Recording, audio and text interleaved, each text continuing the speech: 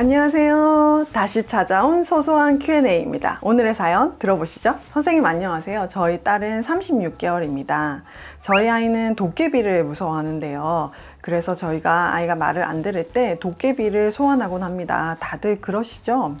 그런데 가끔 남편을 보면 남편은 너무 무섭게 도깨비로 겁을 줍니다.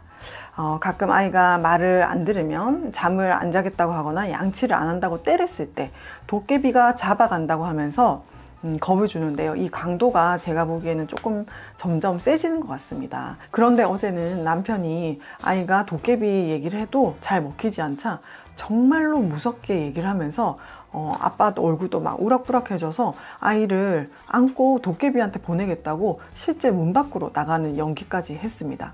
근데 그 상황에서 제가 아이를 보니까 정말 공포에 질린 것 같았어요. 아이가 눈물 콧물 다 쪽쪽 빼면서 막 울면서 도깨비한테 안 가겠다고 때를 쓰는데 남편은 왜인지 어제 따라 멈추지를 않았습니다.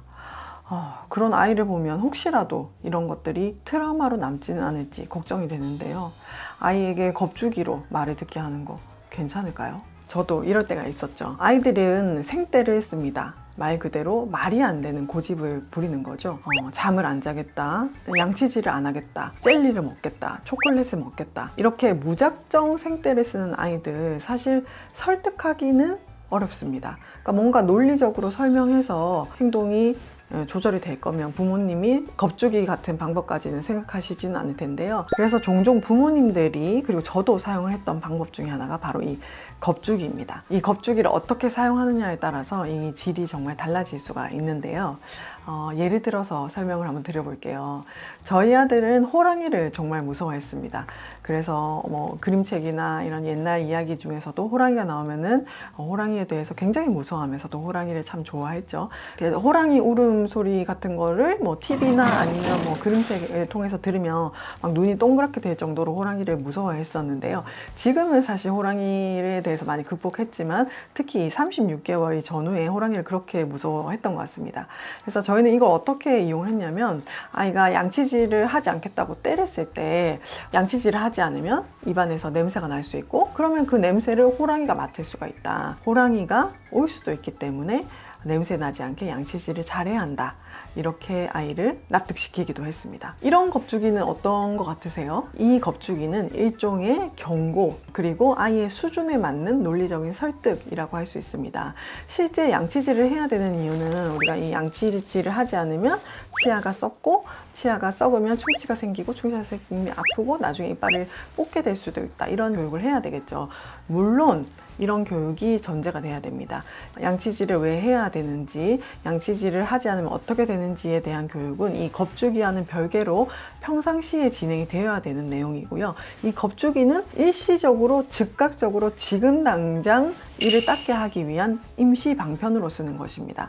제가 방금 말씀드렸던 겁주기는 아이의 공포심을 자극한다기보다는 아이가 이를 닦지 않았을 때 아이가 원하지 않는 결과가 올 수도 있다는 것을 미리 알려준 것이 되겠죠.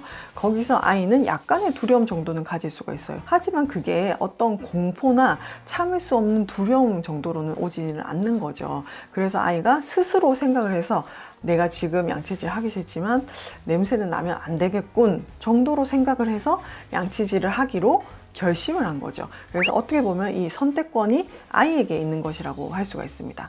그렇다면 잘못된 겁주기는 어떤 것이 있을까요? 바로 이 경고가 협박이 되는 순간입니다. 협박은 겁을 주고 어떤 압력을 가해서 다른 사람으로 하여금 억지로 그 일을 하게 하는 것을 얘기를 하죠. 그래서 이 협박은 아이에게 공포심을 일으킬 수 있습니다. 예를 들면 아이가 잠을 자야 되는데 잠을 자지 않겠다 해서 정말 무섭게, 혹은 아이가 눈물을 쏙 뺄 정도로 도깨비를 부른다든지, 그 상황에서 엄마 아빠도 감정적으로 굉장히 격해지면서 도깨비 소리를 어디서 내게 한다든지 이런 식으로 해서 아이가 공포심이 일어났다. 그렇다고 하면은 이 아이는 이미 어떤 판단이나 결정을 할 수 없는 상황에 놓여지게 되겠죠. 그래서 아까 경고는 앞으로 일어날 일을 예측해서 아이가 그래도 지금 하고 싶지 않지만 내가 판단하에 해야 되겠다고 결정을 내리는 거지만, 이 공포심에 떨려서 지금 놀던 장난감을 떨어뜨려 버리거나 잠자러 방으로 들어가는 거는 어떻게 보면 도망치거나 혹은 너무 두려워가지고 얼어붙어 버린 상태라고 할 수가 있겠죠. 그렇다면 이 경고와 협박이 그거 뭐 너무 주관적인 거 아니냐. 그래서 잘 살피셔야 됩니다. 이게 우리 아이에게는 경고로 먹히는지, 아니면 우리 아이에게는 정말 살짝만 호랑이 울음이나 도깨비 울음을 들려줘도 아이가 소스라치게 놀라면서 공포심을 자극하게 되느냐, 이거 두 개를 확인해야 됩니다. 예를 들면 양치질을 할 때 이런 방법도 있겠죠. 이를 닦지 않으면 여기 안에 가시가 생길 거야. 그럼 가시가 생기면은 이빨을 뽑아내야 될 수도 있어. 그것도 경고가 될 수도 있고 협박이 될 수도 있겠죠. 그렇기 때문에 똑같은 말을 하더라도 여기서 중요한 것은 부모의 톤 앤 매너입니다. 즉 말에서 나오는 감정과 말을 전달하는 태도겠죠. 너 이렇게 되면 입에서 냄새가 나서 호랑이가 올 수 있어.